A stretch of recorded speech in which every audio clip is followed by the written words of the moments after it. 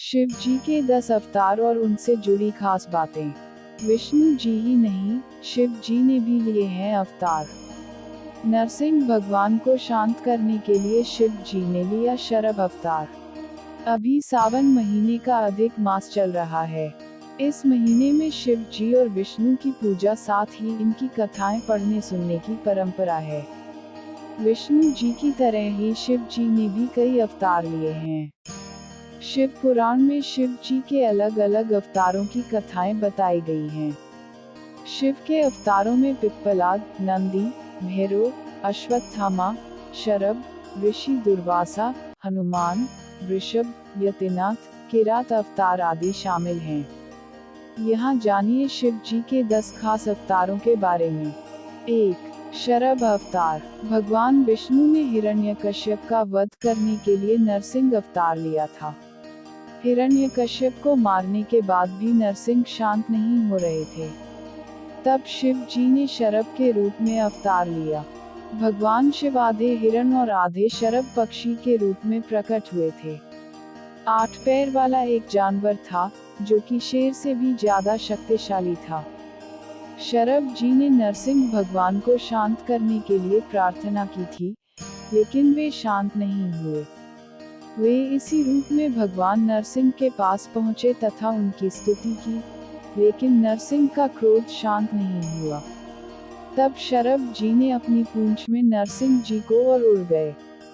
इसके बाद नरसिंह जी शांत हुए और शरभावतार से क्षमा मांगी। 2. पिप्पलाद मुनि। पिप्पलाद मुनि को भी शिव जी का अवतार माना गया है। वे दधीची ऋषि के पुत्र थे। दधीची अपने पुत्र को बचपन में ही छोड़कर चले गए थे।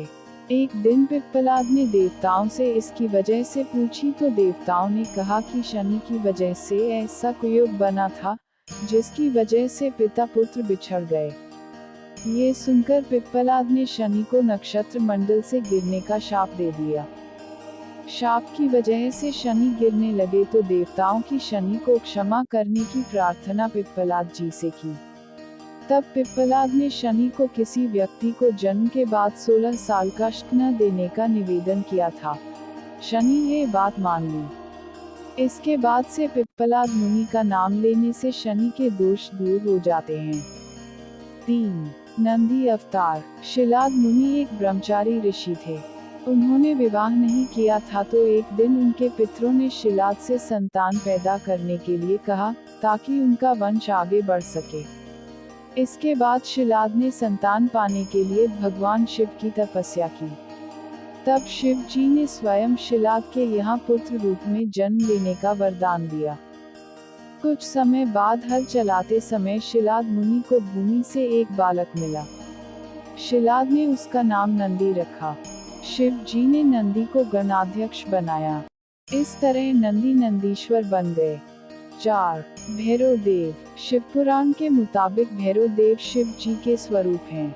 एक बार ब्रह्मा जी और विष्णु जी खुद को श्रेष्ठ बता रहे थे, विवाद कर रहे थे। तभी वहां शिव जी तेजपुंज से एक व्यक्ति के रूप में प्रकट हुए। उस समय ब्रह्मा जी ने कहा कि तुम मेरे पुत्र हो। ये सुनकर शिव जी को क्रोध आ गया। तब शिव जी ने उस व्यक्ति से कहा कि काल की तरह दिखने की वजह से आप कालराज हैं और भीषण होने से भैरव हैं। काल भैरव ने ब्रह्मा का 5वां सिर काट दिया था। इसके बाद काशी में काल भैरव को ब्रह्महत्या के दोषी से मुक्ति मिली थी। 5. अश्वत्थामा। महाभारत के समय द्रोणाचार्य के पुत्र अश्वत्थामा को शिव जी का ही अंशावतार माना जाता है। द्रोणाचार्य ने शिव जी को पुत्र रूप में पाने के लिए तप किया था।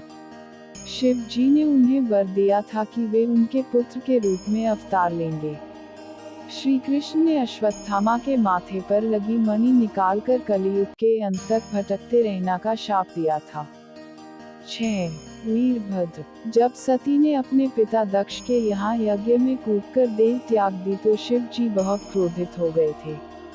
उस समय शिव जी ने अपनी जटा से वीरभद्र को प्रकट किया था। वीरभद्र ने दक्ष का सिर काट दिया था।